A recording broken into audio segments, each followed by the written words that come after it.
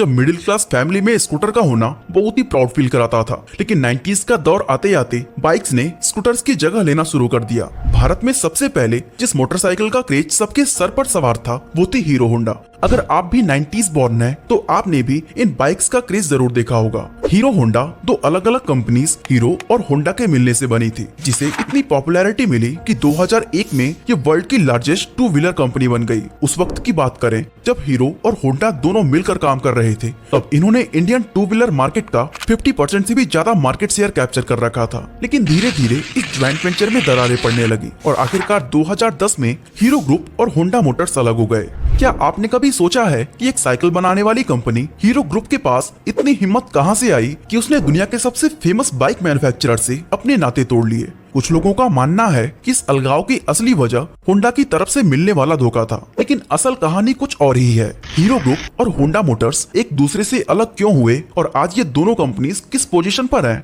आइए डिटेल में जानने की कोशिश करते हैं। हीरो होंडा के अलगाव को जानने से पहले हमें ये जानना जरूरी है कि इनकी शुरुआत कैसे हुई थी और ये दोनों एक दूसरे से मर्ज क्यों हुए। दोस्तों, हीरो होंडा की सफलता की कहानी जितनी पॉपुलर है उससे भी ज्यादा पॉपुलर इन दोनों कंपनीज के शुरुआत और स्ट्रगल की कहानी है। अगर हम हीरो की बात करें तो इसकी शुरुआत 1956 में ब्रिजमोहन लाल मुंजाल और उनके भाइयों ने मिलकर की थी। उन्होंने बैंक से 50,000 रुपए का लोन लेकर साइकिल पार्ट्स की पहली मैन्युफैक्चरिंग यूनिट लुधियाना में स्टैब्लिश किया, जिसका नाम रखा था हीरो साइकिल्स। अब सब कुछ सही चल रहा था, लेकिन कुछ ही समय में इन भाइयों को समझ आया कि साइकिल पार्ट्स बेचने से अच्छा है कि वो क्यों ना खुद की साइकिल मैन्युफैक्चरिंग करना शुरू कर दें। इसी आइडिया के साथ कंपनी ने अपने बाइसिकल मार्केट में उतारना शुरू कर दिया। इसके बाद अभी सिर्फ 10 साल ही बीते थे कि 1966 के दौरान हीरो साइकिल्स ने सालाना 1 लाख से ज्यादा बाइसिकल मैन्युफैक्चर करके सबको हैरानी में डाल दिया। इसकी कामयाबी का अंदाजा आप इस बात से लगा सकते हैं कि जो कंपनी कभी दिन की सिर्फ 25 साइकिल्स बनाया करती थी, वो 1986 के दौरान हर रोज 18,500 साइकिल्स मैन्युफैक्चर करने लगी और इसके चलते हीरो साइकिल का नाम वर्ल्ड के लार्जेस्ट बाइसिकल मैन्युफैक्चरर के तौर पर Guinness book of world record में भी दर्ज किया गया था। आज हीरो साइकिल अपने प्रोडक्ट को इंडिया सहित मिडिल ईस्ट, अफ्रीका, एशिया और यूरोप जैसे 89 कंट्रीज में एक्सपोर्ट करती है। अब बात करें होंडा की तो ये हीरो से भी ज्यादा पुरानी कंपनी है और इसकी शुरुआत जापान के रहने वाले सोइचिरो होंडा ने की थी। शुरुआती दिनों में वो एक गैराज में साफ सफाई का काम किया करते थे, लेकिन अपनी लगन से उन्होंने जल्द ही मैकेनिक का काम सीख लिया। काफी साल तक ये काम करने के बाद उन्होंने अपनी खुद की कंपनी टोकाई सीकी हैवी इंडस्ट्री की शुरुआत की, जहां वो पिस्टन रिंग बनाने का काम करते थे। उनका ये काम काफी ठीक चल रहा था, लेकिन unfortunately Japan second world war का हिस्सा बन गया और उसी दौरान दुश्मन के हमले से सोइचिरो होंडा की ये कंपनी बर्बाद हो गई। इसके बाद इन्होंने फिर से दोबारा उस कंपनी को खड़ा किया, लेकिन अभी चीजें पूरी तरह से संभली भी नहीं थी कि 1946 में ननकाई अर्थक्वेक ने तबाही मचा दी, जिसके बाद उनकी कंपनी फिर से मलबे का ढेर बन गई। इस हादसे के बाद सोइचिरो होंडा अब पूरी तरह से टूट चुके थे और उनके पास इतने पैसे भी नहीं थे कि वो कंपनी को फिर से खड़ा कर सके। थोड़े समय बाद इन्होंने फैक्ट्री के एसेट्स टोयोटा कंपनी को 4,50,000 येन में बेच दिया और अक्टूबर 1946 में उन पैसों से होंडा टेक्निकल रिसर्च इंस्टीट्यूट की स्थापना की। उसी दौरान उन्होंने देखा कि सेकेंड वर्ल्ड वॉर में मिली हार और भूकंप की वजह से जापान में इतनी गरीबी आ गई है कि लोग पैदल चलने पर मजबूर हो गए हैं। यहीं से उनके दिमाग में एक आइडिया आया कि क्यों ना साइकिल में एक छोटा सा इंजन जोड़ दिया जाए। उनका ये आइडिया काम कर गया और कुछ ही समय के अंदर उनकी सस्ती बाइक की डिमांड बहुत ही ज्यादा बढ़ गई। फिर साल 1949 में उन्होंने होंडा टेक्निकल रिसर्च इंस्टीट्यूट का नाम बदलकर होंडा मोटर्स कर दिया। बदलते वक्त के साथ इन्होंने नए नए इनोवेशन किए और एक से बढ़कर एक व्हीकल लॉन्च किए जो लोगों को बहुत ज्यादा पसंद आए। इस तरह देखते ही देखते साल 1959 तक होंडा दुनिया की सबसे बड़ी मोटर बाइक मैन्युफैक्चरर बन गई। अब इन दोनों कंपनीज के मर्जर की बात करें तो ये दास्तां उस दौर की है जब हीरो कंपनी दुनिया की सबसे बड़ी साइकिल बनाने वाली कंपनीज में से एक थी और उस दौरान उसने हीरो मैजेस्टिक मॉप बनाना शुरू किया था, जिसे अमेरिका, अफ्रीका और यूरोप जैसे देशों में बड़ी संख्या में एक्सपोर्ट किया जाता था। बदलते वक्त के साथ हीरो कंपनी के मालिक ब्रिजमोहन लाल मुंजाल ने ये गौर किया कि इंटरनेशनल मार्केट में मोटरसाइकिल का बिजनेस काफी तेजी से ग्रो कर रहा है और इसका इंडिया में भी एक अच्छा स्कोप हो सकता है, क्योंकि उस समय इंडिया में टू व्हीलर्स के नाम पर सिर्फ 2 ही ऑप्शन मौजूद थे, पहला स्कूटर और दूसरा मॉप बाइक। लेकिन उनके सामने सबसे बड़ा चैलेंज था उसमें लगने वाला इंजन, क्योंकि इंजन की टेक्नोलॉजी इंडिया में मौजूद नहीं थी। लेकिन ब्रिजमोहन लाल मुंजाल ने भी ये ठान ली थी कि वो इस टेक्नोलॉजी को इंडिया में लाकर रहेंगे और इसके लिए उनके पास एक मात्र ऑप्शन था ऐसी कोई फॉरेन कंपनीज के साथ कोलैबोरेट करना जिनके पास बाइक मैन्युफैक्चरिंग करने का एक्सपीरियंस हो। ये वो दौर था जब कोई भी फॉरेन कंपनी सीधे सीधे इंडिया में आकर इन्वेस्ट नहीं कर सकती थी, लेकिन गवर्नमेंट ने इस चीज की छूट दे रखी थी कि अगर कोई इंडियन कंपनी चाहे तो वो किसी फॉरेन कंपनी के साथ मिलकर इंडिया में कारोबार शुरू कर सकती है। इसी चीज का फायदा उठाते हुए ब्रिजमोहन लाल मुंजाल ने जापानीज कंपनी होंडा के पास अपना प्रपोजल भेजा, जो उस समय तक दुनिया की सबसे बड़ी मोटरसाइकिल कंपनी बन चुकी थी। होंडा कंपनी ने इस प्रपोजल को एक झटके में एक्सेप्ट कर लिया, क्योंकि उसके लिए इंडिया जैसी बड़ी और अनटैप्ड मार्केट किसी सोने के अंडे देने वाली मुर्गी से कम नहीं थी। इसके बाद इन दोनों कंपनीज के बीच ये एग्रीमेंट हुआ कि हीरो बाइक्स की बॉडी तैयार करेगा तो होंडा उनके लिए इंजन सप्लाई का काम करेगा। इसके अलावा इन दोनों कंपनीज ने एक एनओसी भी साइन किया, जिसमें मेंशन था कि ये दोनों कंपनीज फ्यूचर में कभी भी एक दूसरे के अगेंस्ट अपना प्रोडक्ट लॉन्च नहीं करेंगी।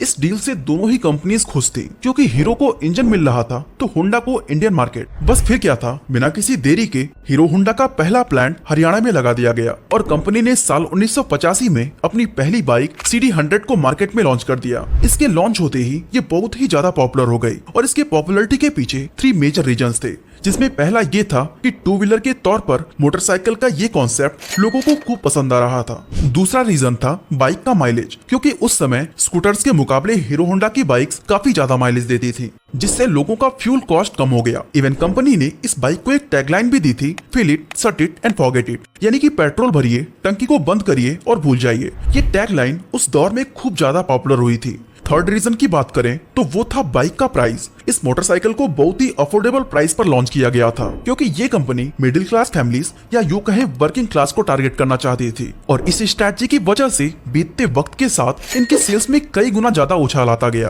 पहली बाइक की सक्सेस के बाद हीरो होंडा ने साल 1986 में हीरो होंडा स्लिक लॉन्च की, फिर हीरो होंडा CD100 SS और हीरो होंडा CD100 डिलक्स। लेकिन उस दौरान जापानीज करेंसी में उछाल आ गया। इससे जो स्पेयर पार्ट्स जापान से इंपोर्ट हो रहे थे उनके रेट्स धीरे धीरे बढ़ने लग गए। ऐसे में हीरो होंडा के लिए एक किफायती बाइक बनाना दिनों दिन अब मुश्किल होने लगा था। साथ ही इतने सारे कॉम्पिटिटर्स आ गए जो हीरो होंडा की मार्केट में सेध लगाना शुरू कर दिया। दोस्तों, हीरो होंडा का मकसद था लोगों को बजट में बाइक देना, और कंपनी इस विश्वास को तोड़ना नहीं चाहती थी। इसके चलते हीरो होंडा ने लंबे समय तक अपने मोटरसाइकिल्स को नुकसान में बेचा। हालांकि 1990 में डॉलर का एक्सचेंज प्राइस रेगुलेट होने के बाद कंपनी को राहत मिली और एक बार फिर से प्रॉफिट का दौर शुरू हो गया। यही वो समय था जब हीरो होंडा का प्रॉफिट $10 मिलियन को पार कर गया था, और ये उस जमाने में एक बहुत ही बड़ा नंबर था। थोड़ा और समय गुजरा तो हीरो होंडा ने अपनी बाइक्स को किस्त पर देना शुरू कर दिया, जिससे और भी ज्यादा कस्टमर्स जुड़ने लगे और देखते ही देखते ये बाइक हर घर की शान बन गई। अब दोस्तों, यहाँ तक देखें तो इंडियन मार्केट में हीरो होंडा का कारोबार बहुत ही अच्छा चल रहा था, और इसे देखकर शायद ही कोई अंदाजा लगा सकता था कि इन दोनों कंपनीज के बीच कोई विवाद चल रहा है। लेकिन कंपनी की इंटरनल सिचुएशन बहुत ही ज्यादा मतभेदों से भरी हुई थी। एक्चुअली प्रॉब्लम तब शुरू हुई जब हीरो होंडा की बाइक्स दूसरे देशों में बेचने की बात रखी गई। दोस्तों, होंडा मोटर्स पहले से ही काफी पुरानी और दुनिया की जानी मानी कंपनी थी, जो रशिया, अमेरिका और इन जैसी कई सारे डेवलप कंट्रीज में अपनी बाइक्स को एक्सपोर्ट कर रही थी। लेकिन जब हीरो होंडा की बाइक्स को उस मार्केट में उतारने की बात की गई तो होंडा मोटर्स इसके बिल्कुल खिलाफ हो गया, क्योंकि उसको डर लगने लगा था कि अगर वहां ये बाइक सेल किए गए तो होंडा की मार्केट खराब हो सकती है। ऐसे में होंडा कंपनी चाहती थी कि हीरो होंडा इंडिया के अलावा सिर्फ नेपाल, भूटान और बांग्लादेश जैसे पड़ोसी देशों तक ही लिमिटेड रहे। इस मतभेद का नतीजा ये हुआ कि दोनों कंपनीज के रिलेशंस खराब होने लगे और कई तरह के इंटरनल इश्यूज भी डेवलप हो गए। अब हीरो के साथ प्रॉब्लम ये थी कि वो सिर्फ बाइक्स की बॉडी बनाता था और वो इंजन के लिए अभी भी होंडा पर ही रिलाई करता था। लेकिन इन सब कॉन्फ्लिक्ट की वजह से उसे लगने लगा कि ये कोलैबोरेशन ज्यादा दिनों तक नहीं चल पाएगा, और होंडा से अलग होने के बाद भी अगर वो कंपनी को रन करना चाहता है तो उसे इंजन भी खुद ही मैन्युफैक्चर करना होगा। इसके बाद हीरो ने इंजीनियर्स की एक टीम बनाई और इंजन की टेक्नोलॉजी को डेवलप करना शुरू कर दिया। ये चीज होंडा को बिल्कुल भी पसंद नहीं आई और दोनों के बीच कॉन्फ्लिक्ट और भी ज्यादा बढ़ गया। इनके बीच और भी कई सारे मतभेद थे, जैसे कि हीरो होंडा की बाइक्स को डेवलप्ड कंट्रीज में सेल करने के लिए होंडा हीरो से बहुत ज्यादा रॉयल्टीज की डिमांड करने लगा। इसके अलावा इन्होंने कोलैबोरेशन के टाइम एक एनओसी साइन किया था कि ये एक दूसरे के मुकाबले बाइक को लॉन्च नहीं करेंगे। लेकिन होंडा ने इस एग्रीमेंट को नजरअंदाज करते हुए साल 1999 में इंडिया के अंदर अपनी एक सेपरेट कंपनी स्टार्ट कर दी, जिसका नाम था Honda motorcycle and scooter India private limited. अब होंडा ने अपनी बाइक्स को सेम उसी सेगमेंट में उतारना शुरू कर दिया था जिसमें हीरो होंडा अपनी बाइक्स को पहले से ही लॉन्च कर रहा था, और वो भी लगभग उन्हीं दामों में। इसका नतीजा ये हुआ कि हीरो होंडा के कस्टमर्स अब बंटने लग गए, जिससे हीरो ग्रुप को भारी नुकसान का सामना करना पड़ा। ऐसे में हीरो कंपनी अभी भी हीरो होंडा के प्रॉफिट में अपनी हिस्सेदारी तक ही लिमिटेड था, लेकिन होंडा कंपनी के दोनों हाथ में लड्डू थे, जो एक तो हीरो होंडा से मिल रहा था और दूसरा अपनी सेपरेट कंपनी होंडा से। इस तरह ये सारे रीजंस हीरो कंपनी को होंडा से सेपरेट होने के लिए काफी थे।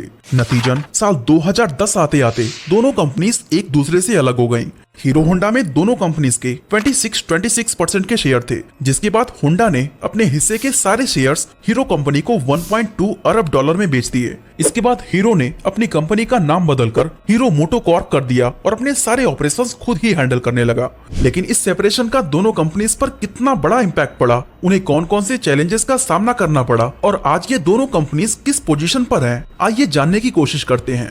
तो दोस्तों, हीरो होंडा के सेपरेशन के बीच दोनों कंपनीज के बीच एक एग्रीमेंट हुआ था कि साल 2014 तक होंडा अपने इंजन का टेक्निकल सपोर्ट हीरो को देता रहेगा। साथ ही इन 4 सालों में हीरो मोटोकॉर्प को ये परमिशन रहेगी कि वो हीरो होंडा के नाम से अपनी बाइक्स 2 व्हीलर मार्केट में उतारता रहे, एंड बदले में उसे होंडा को रॉयल्टी बोनस देना होगा। अब क्योंकि हीरो मोटोकॉर्प खुद भी अपने आप में एक बड़ा नाम था, इसलिए होंडा का नाम यूज करना उसने जरूरी नहीं समझा। अलग होने के बाद हीरो मोटोकॉर्प के सामने कई सारी चुनौतियां आकर खड़ी हो चुकी थी, क्योंकि उनके पास ना तो अपना R&D सेंटर था, ना ही मैन्युफैक्चरिंग प्लांट था और ना ही होंडा जितनी एडवांस टेक्नोलॉजी। ऐसे में उन्होंने सारे चैलेंजेस से फाइट करते हुए साल 2014 में राजस्थान के नीमराना में अपनी पहली प्रोडक्शन यूनिट स्टैब्लिश की। 2016 में मुंजाल साहब ने जयपुर के अंदर R&D सेंटर भी खोला। इसके अलावा सर्विस नेटवर्क और सप्लाई चेन को बनाने के लिए उसमें भारी भरकम इन्वेस्टमेंट की। धीरे धीरे हीरो मोटोकॉर्प अपनी सारी कमियों को पूरा करते हुए एक बार फिर से मार्केट में छा जाने के लिए तैयार था। इसने बैक टू बैक कई सारी मोटरसाइकिल्स लॉन्च की, लेकिन हम सबको पता है कि हीरो पहले एक साइकिल बनाने वाली कंपनी थी और इसकी यही इमेज लोगों के दिमाग में प्रिंट हो चुकी थी। ऐसे में उसकी बाइक पर ट्रस्ट करता कौन,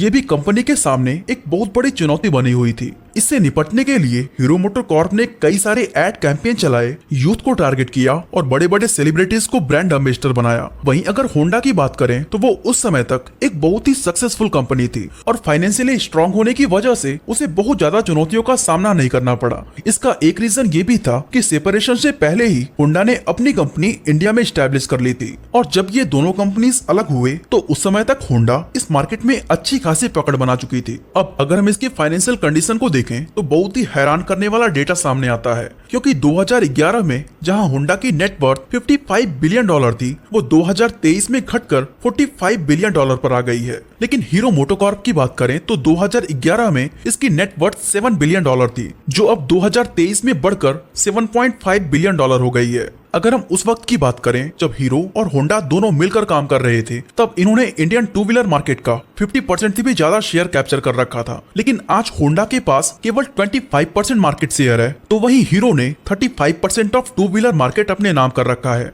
पिछले साल 2022 में हीरो मोटोकॉर्प 53 लाख 2 व्हीलर्स को बेचकर इंडिया की सबसे बड़ी 2 व्हीलर कंपनी बन चुकी है। वहीं होंडा इस लिस्ट में सेकंड पोजीशन पर आती है, क्योंकि इसने 2022 में 40 लाख 2 व्हीलर्स बेचे थे। जब ये दोनों कंपनी साथ में थी तो ये अराउंड 6000 लोगों को रोजगार दे रही थी, लेकिन आज हीरो अकेले ही 8600 से भी ज्यादा लोगों के रोजगार का सहारा बनी है। इनके 2 व्हीलर्स की क्वालिटी का अंदाजा आप इस बात से लगा सकते हैं कि 2019 में हीरो ने 78 लाख बाइक्स बेचकर दुनिया में हाईएस्ट बाइक सेल करने का रिकॉर्ड बनाया था। साथ ही ये अराउंड 10 करोड़ 2 व्हीलर्स बनाने वाली दुनिया की एकमात्र कंपनी है। एंड दोस्तों, इस डेटा से साफ जाहिर होता है कि सेपरेशन के बाद शुरुआती चैलेंजेस से लड़ते हुए हीरो मोटोकॉर्प लगातार ग्रो करता आ रहा है।